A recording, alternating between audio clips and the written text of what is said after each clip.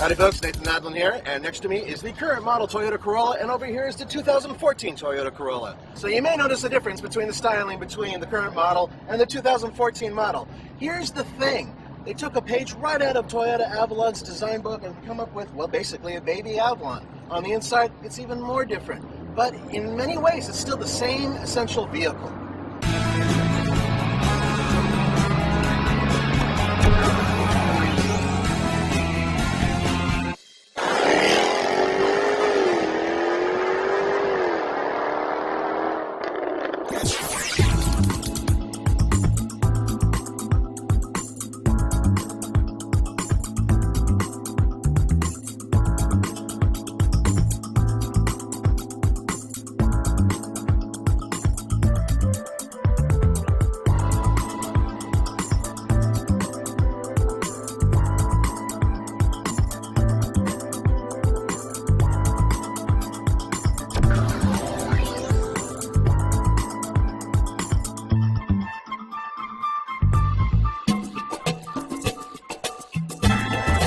Ladies and gentlemen, hola! Welcome to Mexico.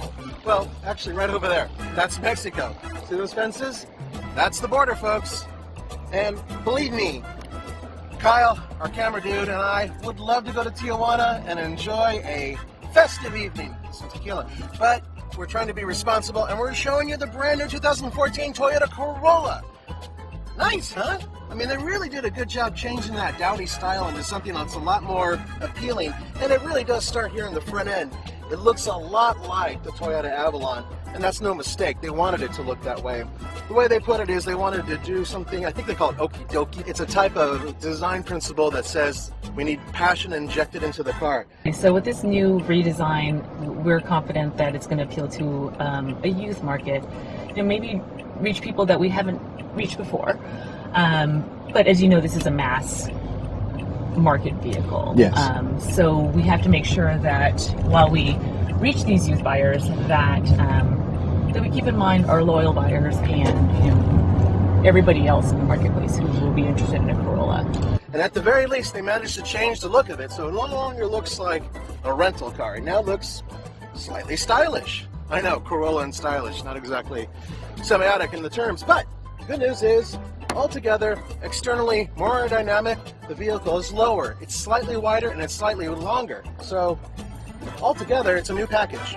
What we've done here is we have built upon what Corolla has been known for, right? Toyota is known for. It's a QDR, it's a value, efficiency. Well, tell us what QDR means. I'm sorry, the quality, reliability, dependability. So Corolla's synonymous with that, and we know we have that in the minds of the consumers.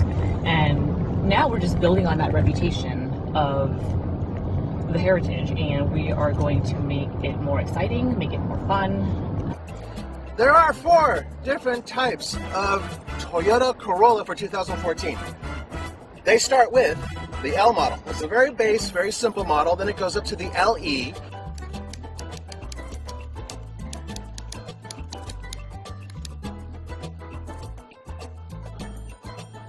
And then the LE Eco. And the LE Eco has something very special.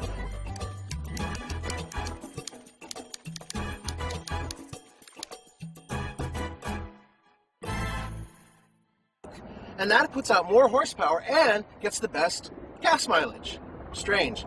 Then you go up to the S model, which is basically sport model. The S model, it has a appearance package, and it can have a 6-speed manual transmission or the CVT.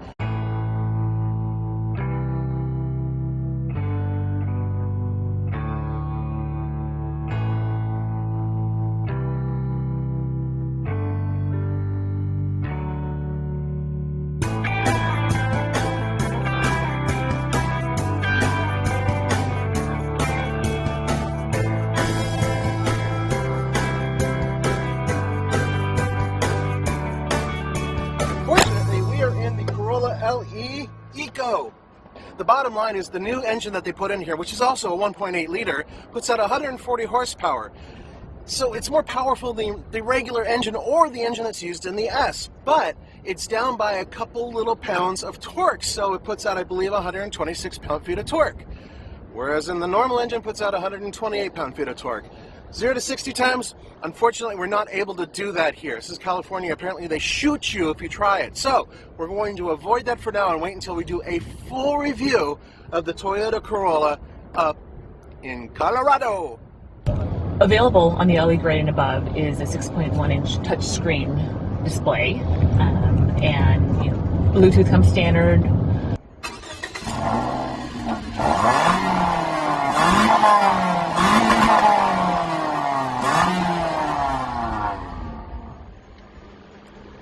You know what? I mean, it doesn't sound great, but it's very willing. It's okay to rev. I would say that it needs like a better exhaust in order to really get the juices flowing. Now, I bet you guys are curious about the way this drives. I'm going to tell you right now that it's not what I expected. And I think you'll be surprised too, because they took what was an economy box and they made it into a Camry. For lack of a better word, that's the only thing I can think of when I'm driving this. It's quiet, it's compliant, it's easy to drive, it's easy to point, it's easy to maneuver. It's a Camry, it's just a smaller Camry.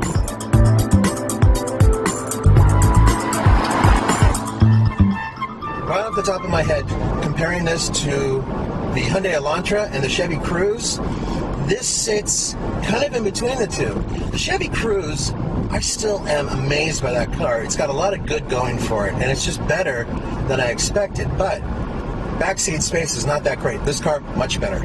This is almost as far back as the seat can go, and I can fit behind myself. It's roomier than a lot of the competition, specifically the Chevy Cruze.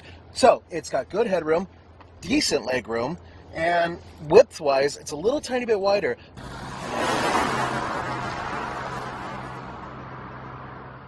This is a much better interior than the one it replaces. Look, for those of you who have driven a Corolla, and millions of you have, the old Corolla had a very simple interior that was really chintzy and just very simple. It was durable, if you wanted a good word for it, and it was ugly if you wanted a bad word for it. But with this new one, it is fashionable, it is good looking, and a lot of the materials are great.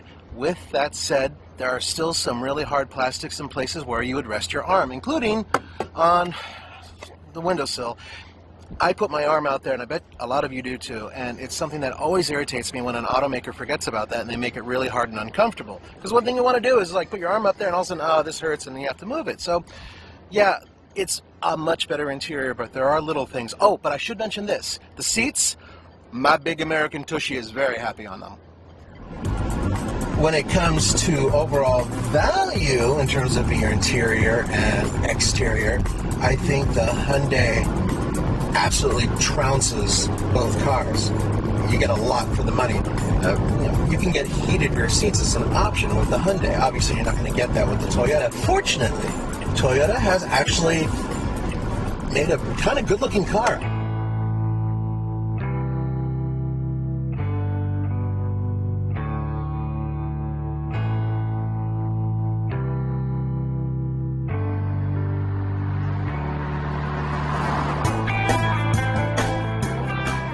Not bad. I really do prefer an economy car with a manual transmission, and you can get one now with a 6-speed transmission. That's right, folks.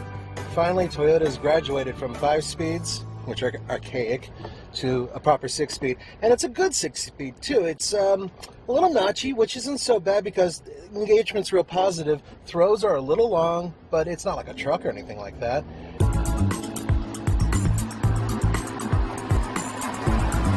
Toyota managed to scrape together up to 42 miles per gallon highway with the Toyota Corolla LE Eco. That's not bad.